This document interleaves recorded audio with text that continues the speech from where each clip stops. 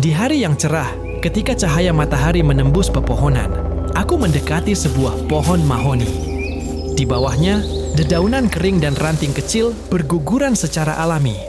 Aku mengumpulkannya untuk digunakan sebagai material biotop yang akan aku buat.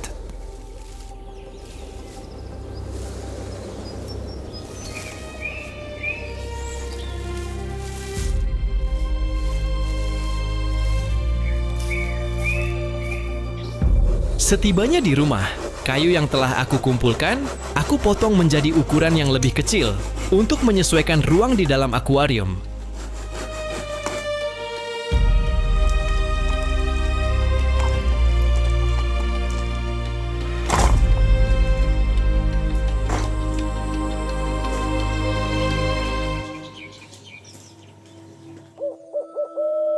Ketika malam tiba, aku mulai proses pembuatan biotop. Langkah pertama yang kulakukan yaitu memasang filter under gravel. Selanjutnya, aku mulai menuangkan pasir yang akan menjadi lapisan dasar biotop. Pasir akan menjadi media ideal bagi bakteri yang akan menjaga kualitas air di dalam akuarium. Dalam proses pembuatan hardscape, aku membentuk beberapa celah di antara susunan batu. Celah kecil ini dibuat sebagai area persembunyian bagi penghuni utama biotop, sekaligus memberikan manfaat tambahan seperti rasa aman dan ruang eksplorasi.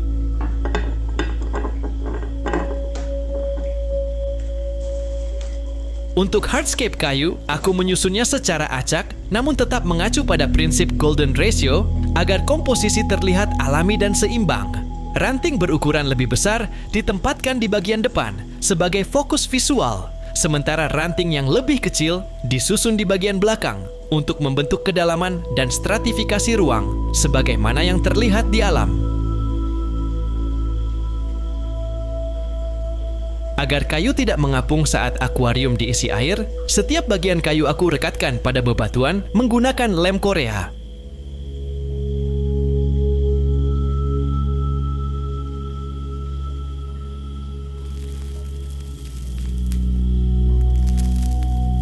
Saatnya mengisi air ke dalam akuarium.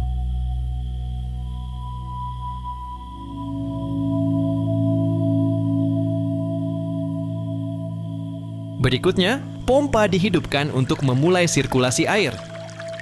Pada tahap ini, aku menambahkan pembusukan dedaunan untuk memicu pembentukan biofilm, yaitu lapisan mikroorganisme yang menjadi dasar rantai makanan di dalam biotop.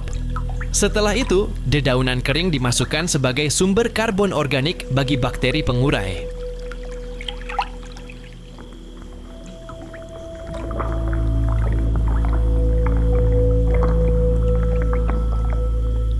Terakhir, aku menambahkan bakteri starter. Untuk pencahayaan, aku menggunakan lampu kandila yang telah aku modifikasi agar tampilannya lebih rapi. Lampu tersebut kemudian kugantung di bagian atas menggunakan rantai, sehingga pencahayaan dapat menyebar merata ke seluruh area biotop. Ini merupakan proses pembuatan dokumentasi biotop yang paling menantang. Posisi akuarium yang berada cukup tinggi membuat pengambilan gambar menjadi sulit, terutama saat merekam detail setiap tahap pengerjaan.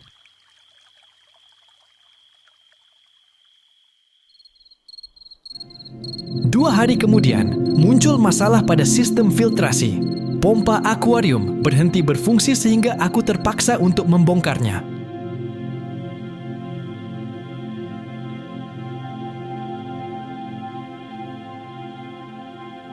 Di sini aku memutuskan untuk mengeluarkan sistem filtrasi dan memilih untuk tidak menggunakan filter di dalam biotop ini. Sebagai gantinya, aku menambahkan tanah di dasar akuarium. Setelah itu, lapisan tanah aku tutup dengan pasir, lalu seluruh hardscape aku susun kembali seperti semula.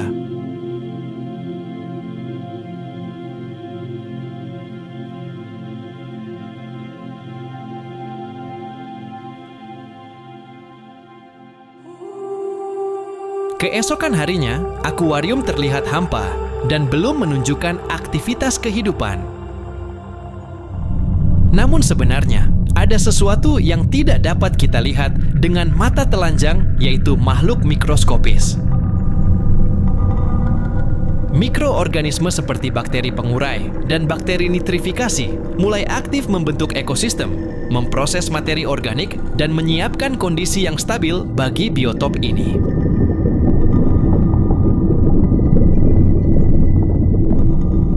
Di permukaan biotop mulai terbentuk lapisan biofilm yang disertai gelembung-gelembung kecil.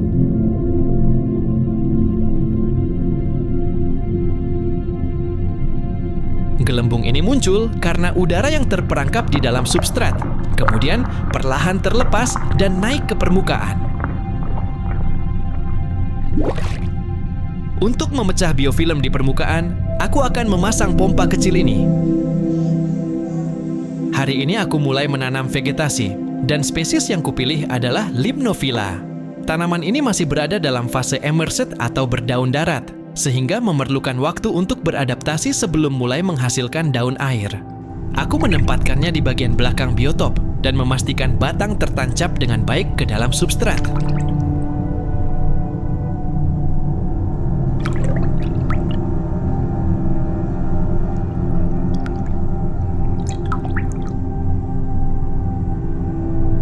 Aku juga menambahkan tanaman sirih gading.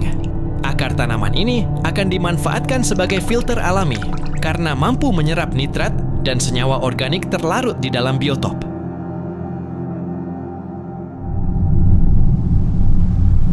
Dua 20 hari kemudian, biotop mencapai kondisi yang lebih stabil.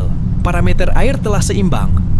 Vegetasi pun menunjukkan adaptasi yang stabil, menjadikan biotop terlihat natural dan membentuk ekosistem yang alami.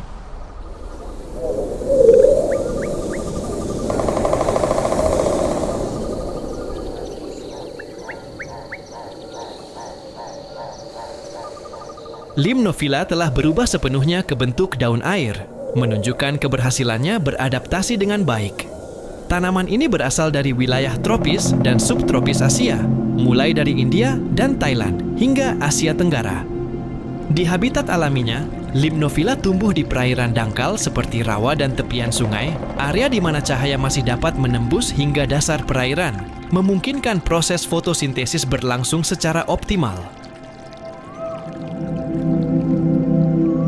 Dalam fase daun air, Limnophila memiliki daun halus dan bercabang yang menyediakan ruang berlindung bagi ikan kecil dan mikrofauna. Tanaman ini menyerap zat seperti nitrat dan membantu menjaga kestabilan air.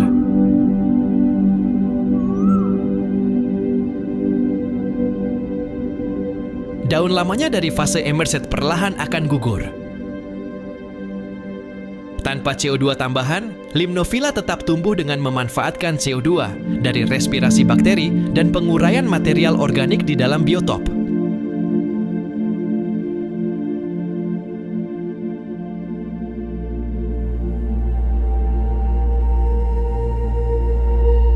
Biotop mulai memperlihatkan lapisan biofilm dan alga diatom.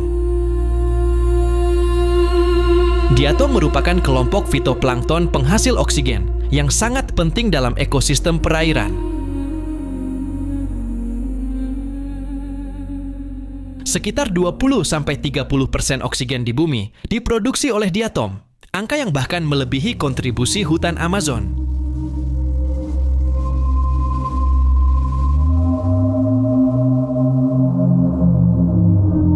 Di dalam biotop ini, diatom terlihat melakukan fotosintesis dengan cepat, sehingga tidak heran jika mereka sering disebut sebagai paru-paru bagi lautan dan sungai. Munculnya alga diatom menandakan proses nitrifikasi telah berlangsung dan parameter nutrisi mulai stabil. Diatom bukan masalah, tetapi bukti bahwa ekosistem bekerja dengan benar. Dalam akuarium biotop, diatom memberikan tampilan yang lebih natural. Batu terlihat lebih tua. Kayu menyerupai kondisi sungai asli, dan air terasa lebih hidup. Banyak biotoper bahkan mempertahankan sedikit diatom untuk menjaga kesan alami.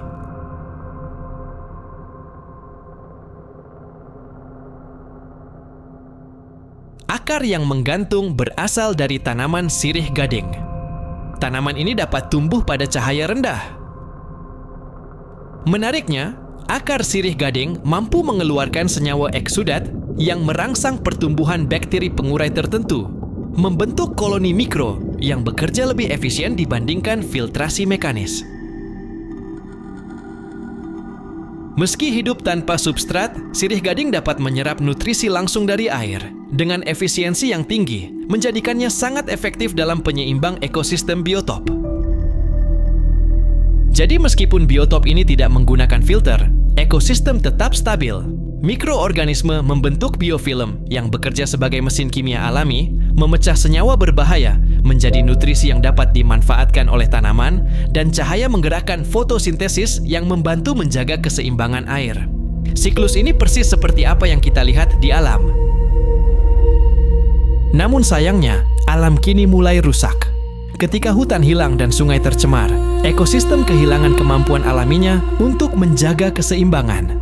Akibatnya, bencana seperti banjir dan longsor semakin sering terjadi di berbagai tempat.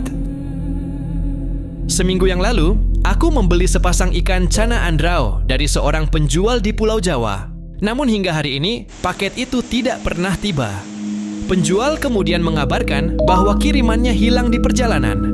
Kemungkinan besar akibat akses yang terputus di jalur lintas Sumatera yang saat ini terdampak banjir.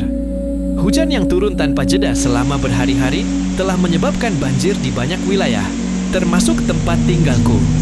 Video ini direkam saat banjir masih berlangsung.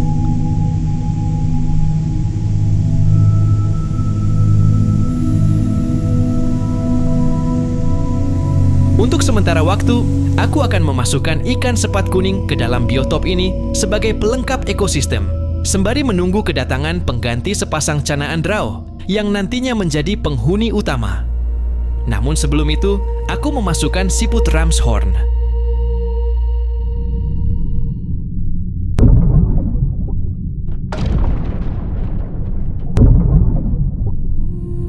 Siput ramshorn dikenal sebagai detritivor yang efisien.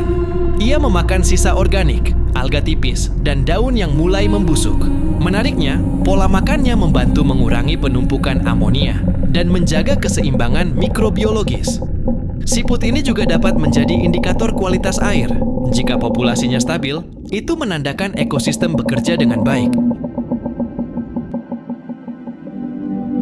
Saatnya memasukkan ikan sepat kuning ke dalam biotop ini. Begitu aku melepaskannya, mereka langsung berenang mengeksplorasi setiap sudut biotop.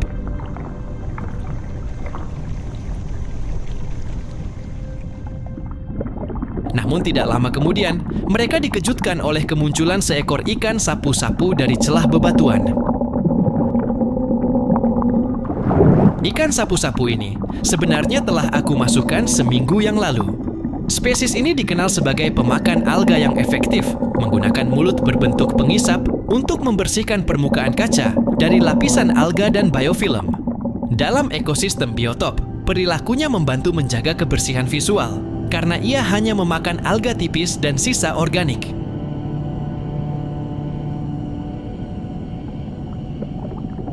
Spesies ikan sepat kuning ini berasal dari perairan tenang Asia Tenggara. Di habitat alaminya, mereka hidup dalam kelompok kecil, bukan secara soliter. Pola berenangnya cenderung membentuk gerakan berkelompok. Perilaku ini merupakan strategi alami untuk meningkatkan peluang bertahan hidup. Dengan tetap berada dalam kelompok, sepat kuning dapat mendeteksi ancaman lebih cepat dan mempermudah pencarian sumber makanan. Meskipun bukan pemakan alga sejati seperti ikan sapu-sapu, ikan sepat kuning terkadang suka mematuk alga tipis yang menempel pada kayu atau permukaan lainnya. Perilaku ini umum ditemui pada ikan penghuni perairan tenang di Asia Tenggara, di mana mereka memanfaatkan lapisan biofilm dan alga mikro sebagai sumber tambahan nutrisi. Gerakan mematuk kecil yang mereka lakukan membantu mengurangi penumpukan alga ringan, sekaligus menunjukkan fleksibilitas pola makan mereka dalam ekosistem biotop.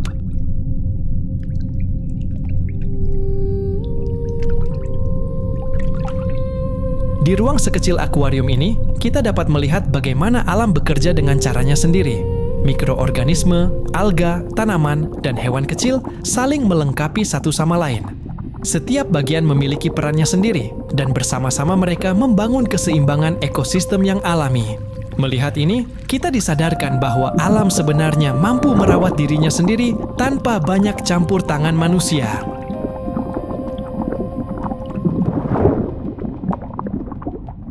Terima kasih telah menonton perjalanan Biotop ini. Jangan lupa menekan tombol subscribe agar tidak ketinggalan video berikutnya.